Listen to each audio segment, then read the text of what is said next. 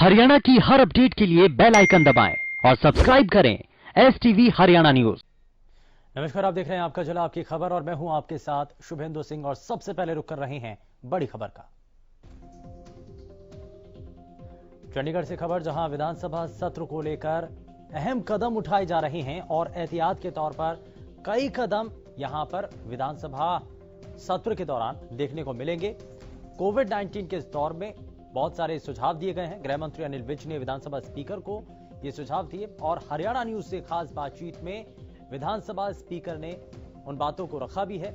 उन्होंने कहा कि बिना कोरोना नेगेटिव रिपोर्ट के सदन में एंट्री नहीं होगी। वहीं 3 दिन पुरानी ये कोरोना की रिपोर्ट होनी चाहिए। विधानसभा स्पीकर ज्ञानचंद गुप्ता ने इन बातों को कहा। वहीं आपको यह भी बता दें कि 26 अगस्त से विधानसभा का मॉनसून सत्र शुरू हो रहा है और उसी सत्र को लेकर के एहतियाती कदम उठाए जा रहे हैं। और जब ये बार बार चर्चा चल रही थी कि कोरोना संक्रमण का ये दौर चल रहा है, कोरोना काल में आखिर कैसे विधानसभा का ये सत्र संभव कराया जाएगा और कैसे सभी नॉर्म्स को पूरा किया जाएगा, सभी जो नियम हैं उनको देखा जाएगा, तो सभी को लेकर के विधानसभा स्पीकर से खास बातचीत की। और उस बातचीत के दौरान विधानसभा स्पीकर ने हरियाणा न्यूज पर कहा है कि बिना कोरोना रिपोर्ट के विधानसभा के भीतर एंट्री नहीं होगी और 3 दिन पुरानी ये कोरोना की रिपोर्ट होनी चाहिए, उससे ज्यादा पुरानी होगी तो भी मान्य नहीं होगी। और इसमें क्योंकि विधानसभा सत्र का हिस्सा बनने के लिए, विधानसभा परिसर के अंदर आने के लिए बहुत सारे ऐसे नियम हैं जो कि कोविड-19 के चलते बदले गए हैं। और ये सुझाव स्वास्थ्य मंत्री अनिल विज की तरफ से दिए गए थे विधानसभा स्पीकर को और अब इन पर अमल किया जाने की बात भी है, जिसमें अब ये कहा जा रहा है विधानसभा स्पीकर की तरफ से। और हरियाणा न्यूज से खास बातचीत में उन्होंने ये माना है कि और बताया भी है कि बिना कोरोना नेगेटिव रिपोर्ट के सदन में एंट्री नहीं होगी। क्या कुछ उन्होंने कहा है, जरा वो आपको दिखाते हैं। कोरोना काल के दौरान हो रहे विधानसभा सत्र को लेकर जो है स्वास्थ्य मंत्री ने आज विधानसभा अध्यक्ष से बात की है। उन्होंने कुछ अपनी तरफ से एडवाइस भी किया है। वो क्या एडवाइस उन्होंने किया है ये हम जानेंगे विधानसभा के अध्यक्ष ज्ञानचंद गुप्ता से। गुप्ता जी, ये बताएं कि आज अनिल विज जी ने आपसे बात की थी, किस तरह की जो उन्होंने सलाह आपको दी है कि सत्र के दौरान जिस तरह से कोविड की स्प्रेडिंग है, विधानसभा का जो भवन है, परिसर है, एक हॉल है, 300-400 या 500 या उससे ज्यादा लोग वहां बैठते हैं, किस तरह की उन्होंने एडवाइजरी आपको दी है, क्या आप उसको फॉलो करेंगे? देखिए, बिल्कुल 26 अगस्त से जो विधानसभा का मानसून सत्र होने जा रहा है, इस सत्र के दौरान जो विशेष मैं समझता हूं कि ध्यान रखने की बात, और जिसको हम शुरू से ही कह रहे हैं कि कोरोना काल के अंदर जो हेल्थ डिपार्टमेंट की सभी गाइडलाइंस हैं, उन सभी गाइडलाइंस का पालन करते हुए ये सत्र होगा। आज मेरी आदरणीय अनिल विज जी जो स्वास्थ्य मंत्री हैं, उनसे बात हुई है। उनकी तरफ से बहुत अच्छे उन्होंने सुझाव भी दिए हैं कि जो भी कोई व्यक्ति विधानसभा परिसर के अंदर, विधानसभा हॉल के अंदर एंटर करेगा, वो कोरोना नेगेटिव का सर्टिफिकेट लेकर के आएगा। चाहे वो विधायक है, चाहे वो कोई कर्मचारी है, चाहे वो प्रेस का बंधु है, हर व्यक्ति को एंटर करते हुए 3 दिन पहले तक का, कि 3 दिन के अंदर का वो नेगेटिव जो है, कोरोना नेगेटिव का सर्टिफिकेट वो लेकर के आए। उसके पश्चात ही वहां पर एंट्री दी जाएगी। और इसके लिए मैं सभी जो अपने डिप्टी कमिश्नर्स हैं उनसे रिक्वेस्ट भी करूंगा उनको कि वो जाकर के जो अपने विधायक हैं उनसे उनके सैंपल कलेक्ट कराएं और उनकी रिपोर्ट जो है, सर्टिफिकेट है, वो उनके घर पर पहुंचाएं, ताकि के वो साथ में लेकर के आ सकें। और इसके अलावा जो भी एक सोशल डिस्टेंसिंग का जो जरूरी है एक कोरोना के समय, उसको ध्यान में रखते हुए हमने विधानसभा की जो बैठने की व्यवस्था है वो इस प्रकार से की है कि जो 6 फुट की दूरी है वो बनी रहे। उसके लिए जो विधानसभा के अंदर हमारी विजिटर गैलरी है, उस विजिटर गैलरी का भी हम उपयोग अपने माननीय सदस्यों को बिठाने के लिए करेंगे। और जो हमारी स्पीकर्स गैलरी है, उसके अंदर भी हमारे माननीय सदस्य बैठेंगे ताकि सोशल डिस्टेंस को मेंटेन किया जाए। कोरोना है लेकिन सत्र का होना भी जरूरी है, संवैधानिक व्यवस्था है। लेकिन इस सब को लेकर प्रदेश सरकार ने और विधानसभा सचिवालय ने, खासकर स्पीकर ने जो है काफी कड़े कदम उठाने का फैसला किया है। जिस तरह से कोरोना की नेगेटिव रिपोर्ट आने के बाद ही किसी को वहां पर इस भवन में प्रवेश करने की अनुमति होगी। हरियाणा न्यूज के लिए चंडीगढ़ से कैमरामैन संजय सिंह के। बड़ौदा विधानसभा में होने वाले उपचुनाव के लिए बनाए गए चुनाव प्रभारी कृषि मंत्री जयप्रकाश गोहाना पहुंचे और इस दौरान उन्होंने पार्टी के कार्यकर्ताओं और नेताओं के साथ बैठक में सरकार के कार्यकाल में हुए कामों और कार्यप्रणाली को बड़ौदा हल्के के हर घर तक पहुंचाने की नीति बनाई गई। इस दौरान कृषि मंत्री ने बड़ौदा में कमल का फूल खिलने का दावा करते हुए ये कहा कि बड़ौदा हल्के की जनता अब की बार बीजेपी के साथ है। वहीं कृषि मंत्री ने प्रदेश में हुई बारिश से फसलों के नुकसान पर भी बोलते हुए कहा कि बारिश से किसानों की फसलों को खराब नहीं होने दिया जाएगा। खेतों में खड़ी बारिश के पानी को निकलवाने के तुरंत आदेश दे दिए गए।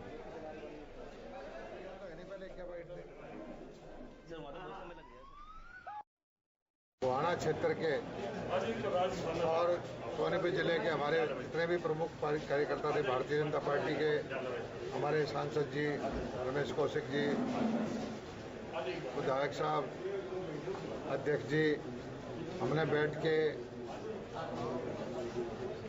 यहाँ विचार विमर्श किया है कि आने वाला जो चुनाव है बड़ौदा का, उसमें जो हमारी सरकार ने जो काम किया है, जो विकास की हमारी नीतियां हैं, गांव-गांव में प्रत्येक कार्यकर्ता तक, प्रत्येक वोटर तक इस बात को कैसे पहुंचाया जाए और पिछले 5-6 साल में जो काम किए हैं उनको प्रत्येक गांव में बताया जाए। अभी जो काम चल रहे हैं, मुख्यमंत्री जी ने जो सैंक्शन किए हैं, चाहे वो सड़कों की रिपेयर हो, गलियों के काम हो, पानी निकालने निकासी का काम हो, ट्यूबवेल के कनेक्शन हो, 24 घंटे बिजली देने की बात हो, जितनी भी विकास की योजनाएं हैं वो घर घर तक पहुंचाएंगे और गांव-गांव तक हमारी टीम जो है उस ग्रामीण समस्याओं का समाधान करेगी। जब भी इलेक्शन डिक्लेयर होगा, हमारा कैंडिडेट आएगा, निश्चित तौर पर बड़ौदा के लोगों की ये भावना हमें दिखाई देती है कि वो जो सरकार, जो भारतीय जनता पार्टी की सरकार है, उसके अंदर बड़ौदा का हिस्सा करना चाहते हैं। कमल के खिलाफ जितना भी है कोई माहौल नहीं है। कमल के फूल पे मोहर लगा के भारतीय जनता पार्टी का पहली बार। वहीं प्रदेश के शिक्षा मंत्री कंवरपाल गुर्जर तिगांव के विधायक राजेश नागर के निवास पर पहुंचे। इससे पहले उन्होंने कई सरकारी स्कूलों की आधारशिला रखी। शिक्षा मंत्री कंवरपाल गुर्जर ने फरीदाबाद के स्कूलों के जर्जर हाल पर चर्चा करते हुए बताया कि स्कूलों के प्रिंसिपल से जानकारी लेकर प्राथमिकता के आधार पर काम किए जाएंगे। वहीं कोरोना में प्रभावित हुई टूरिज्म इंडस्ट्री को लेकर कंवरपाल गुर्जर ने कहा कि पीपीपी मॉडल पर सरकारी टूरिज्म पैलेस को विकसित करने पर विचार किया जाएगा।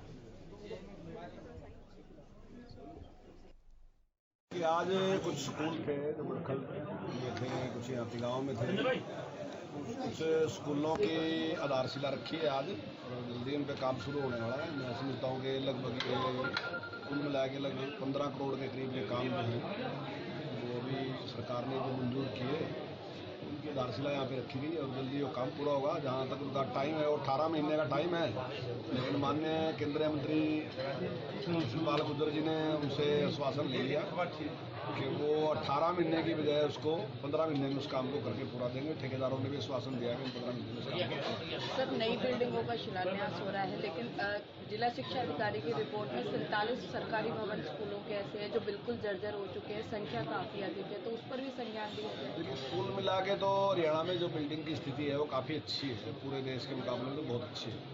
लेकिन जैसे आपने कहा कि कुछ स्कूल ऐसे हैं, अभी हमने सभी स्कूलों के पास एक पत्र लिखा है कि सब स्कूल अपने अपने स्कूल की जानकारी देंगे, वहाँ किस चीज़ की कमी है, मतलब बिल्डिंग की कमी है, चारदीवारी की कमी है, रास्ते की कमी है, शौचालय अगर नहीं है तो क्या उसकी कमी है, या ग्राउंड की कोई प्रॉब्लम है। जिस प्रकार की भी कोई प्रॉब्लम है वो उसको सीरियल वाइज, मतलब ऐसे नंबर से कि पहली किस चीज़ की जरूरत है, दूसरी किस चीज़ की जरूरत है, तीसरी किस चीज़ की जरूरत है, उसको लिख के देंगे हमें। और जल्दी हमारा प्रयास ही रहेगा कि आने वाले 2 साल में वो सारी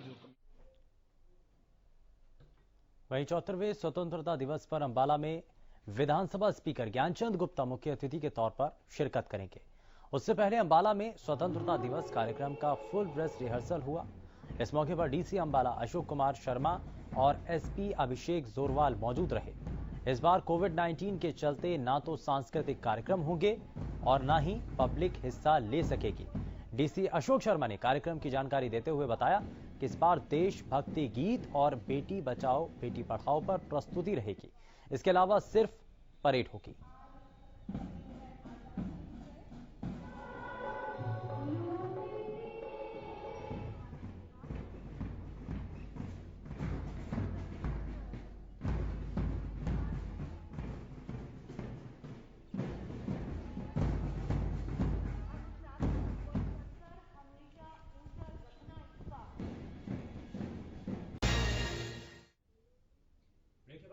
स्वागत है। वहीं दिल्ली में हो रहे स्वतंत्रता दिवस समारोह के मद्देनजर दिल्ली में जाने वाले भारी वाहनों पर हर साल की तरह इस साल भी रोक लगा दी गई है, जिसको देखते हुए हरियाणा राजस्थान से गुरुग्राम के रास्ते दिल्ली में घुसने वाले वाहनों को रोकने के लिए गुरुग्राम पुलिस ने शहर के 4 स्थान चिन्हित कर वहां नाका लगा दिया है। इन नाकों से गुजरने वाले भारी वाहनों को रोक करके उन्हें वापस भेजा जाएगा या फिर 12 घंटे तक गुरुग्राम जिले में ही रखा जाएगा। गुरुग्राम में स्वतंत्रता दिवस के अवसर पर पुलिस अलर्ट पर है। गुरुग्राम के सेक्टर 38 में स्वतंत्रता दिवस के मौके पर जिला स्तरीय कार्यक्रम का आयोजन किया गया है। इसमें उप मुख्यमंत्री दुष्यंत चौटाला मुख्य अतिथि के रूप में शिरकत करेंगे। ये हर साल की तरह इस साल भी दिल्ली में इस जो 15 अगस्त का स्वतंत्रता समारोह होता है उसकी सुरक्षा को मद्देनजर रखते हुए हैवी व्हीकल्स को बंद किया जाता है दिल्ली में आने पे। तो हमने बाहर 5 तरफ नाके लगा रखे हैं और उन व्हीकल्स को वहीं से हम वापस या डाइवर्ट कर रहे हैं। दिल्ली की तरफ हैवी व्हीकल्स को नहीं जाने दे रहे और ये सभी की सुरक्षा को ध्यान। वहीं स्वतंत्रता दिवस समारोह को लेकर के देश भर में सुरक्षा के कड़े इंतजाम किए गए हैं। चप्पे चप्पे पर पुलिस का कड़ा पहरा है। सभी की गहनता से जांच की जा रही है। वहीं प्रदेश भर में भी स्वतंत्रता दिवस को देखते हुए पुलिस ने चेकिंग के लिए पुलिस ने नाके लगाए हैं और वाहनों की सख्ती से जांच की जा रही है।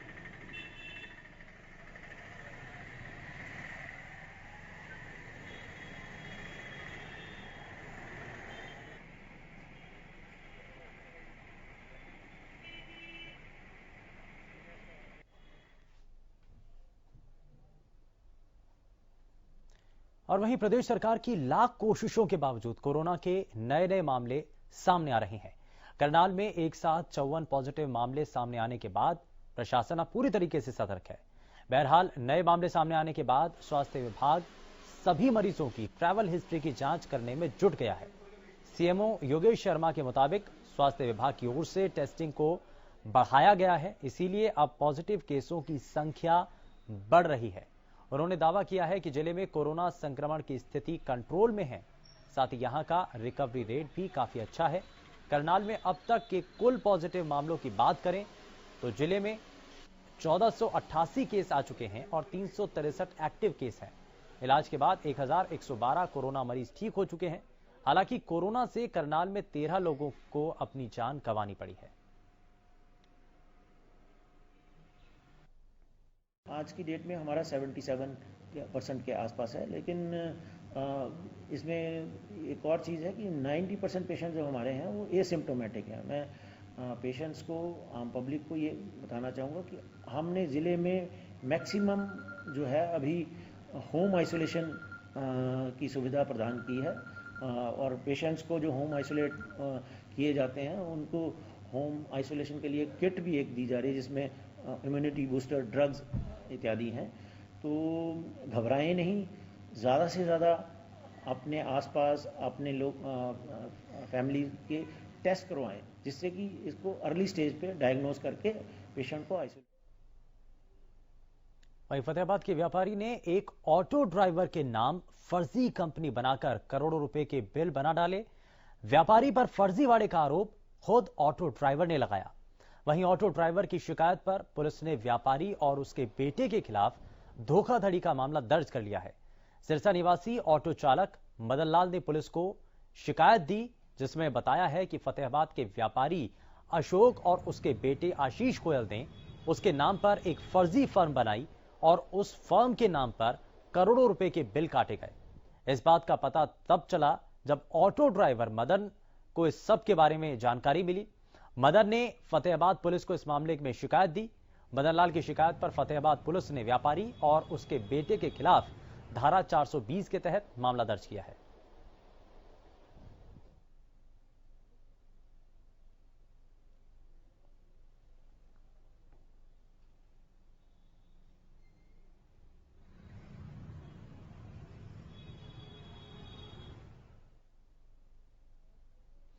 वहीं बहादुरगढ़ में भारी बरसात के बाद जमा हुए पानी में डूबने से एक बच्चे की मौत हो गई। बच्चा अपने दोस्तों के साथ सेक्टर 9 के खाली पड़े प्लॉट में जमा पानी में नहाने उतरा था। गहरे पानी में चले जाने के कारण उसकी मौत हो गई। मृतक बच्चे की पहचान आर्यनगर निवासी उत्तम के नाम से हुई है। हादसे के बाद पुलिस मौके पर पहुंची और बच्चे के शव को पानी में ढूंढ निकाला। दरअसल बहादुरगढ़ में भारी बरसात हुई, वहीं जल निकासी की उचित व्यवस्था नहीं होने के कारण शहर भर में जलभराव की स्थिति बन चुकी थी। हादसे के बाद लोगों की ओर से बरसाती पानी की निकासी की उचित व्यवस्था करवाने की मांग की जा रही है, ताकि इस तरह के हादसों में किसी और शख्स की जान ना जाए। सर, ये एक कॉल आई कंट्रोल से सोनभद्र की कि उत्तम सिंह सनोफ संजय वासी आर्यनगर, ये इसके बारिश का पानी इकट्ठा हुआ है खड्डे में, उसमें उसकी डूबने से मौत हो गई है। मौके पर पहुंचे, जिसको डेड बॉडी को वहां तलाश करके वो सिविल हॉस्पिटल में ले आए और उसके बाद उसे कागज तैयार करा पोस्टमार्टम। फिलहाल के लिए बस उतना ही। नमस्कार।